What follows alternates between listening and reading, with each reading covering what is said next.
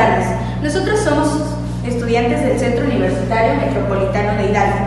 El tema que les vamos a compartir el día de hoy es cascada de la coagulación, la cual corresponde a la materia de patología general. Nuestro equipo está compuesto por 4 personas: Méndez Carvajal, Naidelin, Caso Domínguez, Angie Yaricet, Vite Chávez Aurora y Ángeles Chávez Isela Yarin. Es un proceso complejo biológico que implica una serie de reacciones que desencadenan y para detener el sangrado. Promueve la formación de formación de un coágulo. Esta cadena se desencadena en respuesta a una lesión vascular y consta de 3 pasos principales: vasoconstricción, formación de la plaqueta primaria y activación de la cascada de la coagulación secundaria.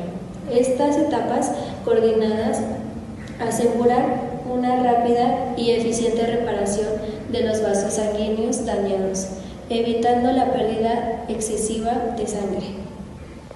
Bueno, para conocer más a fondo la cascada de coagulación, primero tenemos que tener en cuenta algunas terminologías que son base, iniciando por ¿qué es la coagulación? Bueno, se le denomina coagulación al proceso por el cual la sangre pierde su liquidez, convirtiéndose en un gel. Posteriormente, este se vuelve sólido, sin experimentar un verdadero cambio de estado.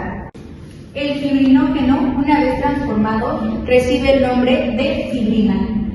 La coagulación es, por lo tanto, el proceso enzimático por el cual el fibrinógeno soluble se convierte en fibrina insoluble, capaz de polimerizar y endurecerse. La importancia de las plaquetas en la coagulación es que son vitales para la coagulación sanguínea, ya que se maduran estas en la médula ósea y circulan por el torrente de la sangre, hasta que son necesarias. Cuando se daña un vaso sanguíneo, las plaquetas se unen ayudadas por el factor von Willebrand. Este factor actúa como un pegamento. Hemostasia.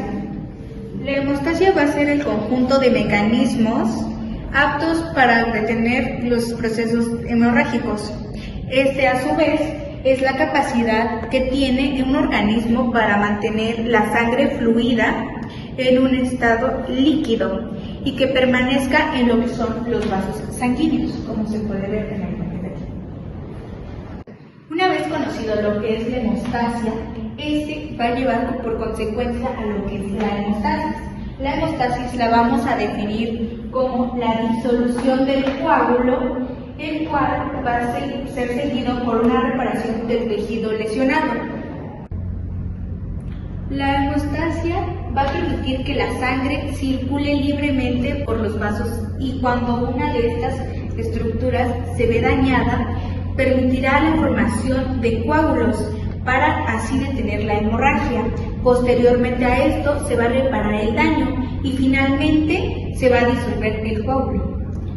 La homeostasis es importante mencionar que se va a dividir en 4 fases, pero las que más se recalcan es la fase inicial y la activación plaquetaria. Bueno, la importancia de las plaquetas en la coagulación es que son vitales para la coagulación sanguínea, ya que se maduran estas en la médula ósea y circulan por el torrente de la sangre, hasta que son necesarias. Cuando se daña un vaso sanguíneo, las plaquetas se unen ayudadas por el factor von Willebrand. Este factor actúa como un pegamento. La hemostasia se divide en 2 partes, en hemostasia primaria y en hemostasia secundaria.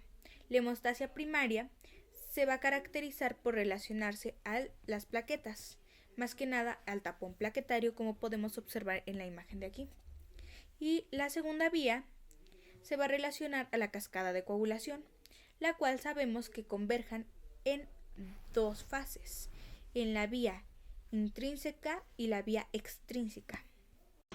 Los factores de coagulación son los siguientes: el 1, fibrinógeno; el 2, protrombina; el 3, factor tisular; el 4, calcio; el 5, proacelerina; el 6, proconvertina; el 7, factor antihemofílico A; el 8 factor antihemofílico B, el 9 factor de Stuart, el 10 antecesor tromboplasmático de plasma, el 11 factor de Hegman y el 13 factor estabilizador de fibrina.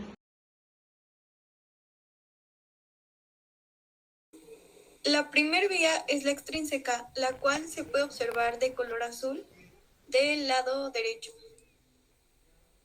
Esta vía nos dice que se da lugar por un tejido traumatizado, el cual libera el factor tisular o tromboplastina de una información crítica, siendo su función como una enzima proteolítica, rumbo a la activación del factor 10.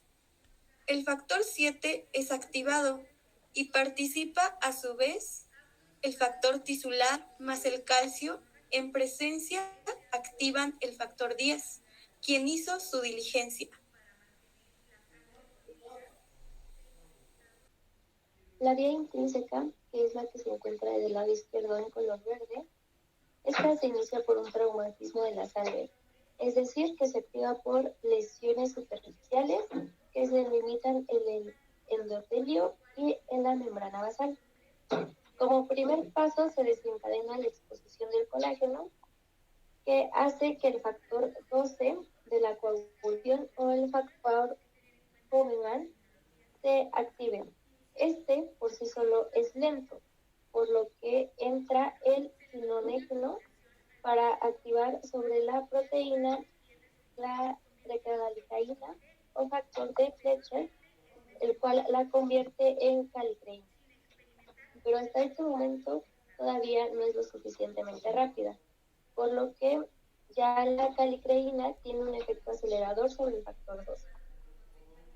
Estos dos unidos ya van y activan al factor 11, que también es conocido como antecedentes de la tromboplastina.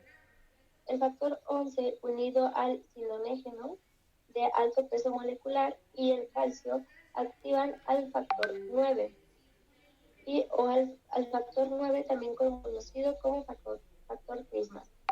El factor 9 ya activado se une al factor 8 y también entra el calcio, los cuales ya forman la tenaza y ya tiene el poder de activar al factor 10 de la coagulación.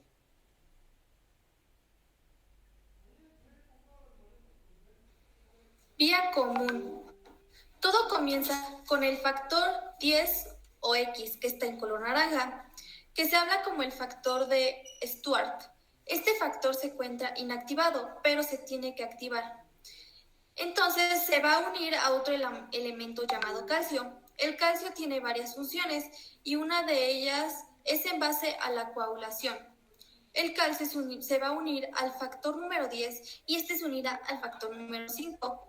Entonces se unirá el calcio, el factor número 10 activado, el factor número 5 activado y una porción fosfolipídica. Y todo esto formará un conjunto enzimático que va a servir para activar a la protrombina, que es el factor número 11, pero que está inactivado. Pero gracias a la combinación de calcio, factor número 10 y factor número 5, va a activar y se le conocerá como trombina. Esta tiene varias funciones a nivel de la hemostasia y que ayudará a que las plaquetas se activen. Y otra de las funciones de la trombina es activar a otro factor de coagulación y que es mejor llamado el factor número 13, ya que se encuentra inactivado y que gracias a la trombina se va a activar, y lo más importante es que el factor número 1, que es conocido como fibrinógeno, se activará y se lo conocerá como fibrina. En este punto ya tenemos los polímeros de fibrina, las cuales nos ayudarán a formar el coágulo en nuestro traumatismo.